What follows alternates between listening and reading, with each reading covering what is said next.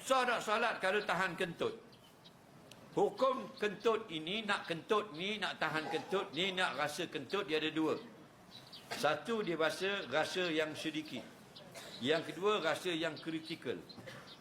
Nabi kata jangan solat dalam keadaan bertolak-tolak dengan hadas, termasuk nak kentut. Maknanya kata ulama, kalau kita semayang dan rasa sedikit nak kentut, sunat kita teruskan solat dan tahan kentut.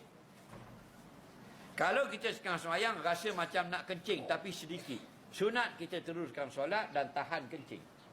Kalau kita tengah semayang rasa nak berok sedikit, sunat kita teruskan semayang dan tahan berok.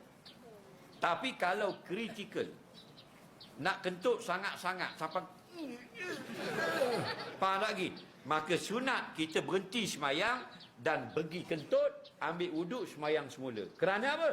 Kerana firman Allah, akimi solat li zikri, dirikan solat supaya hatimu ingat kepada aku.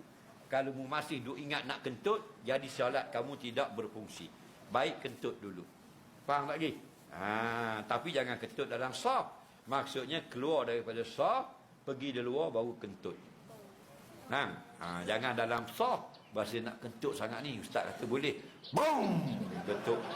3 saf tergelak kat dia. Ataupun sambil berjalan dari saf dia kentut. Pun kedepun kedepan kedepun berdepan berdebun beng. 5 orang yang dia lalu, 5 orang batal habis. Ketawa kat dia.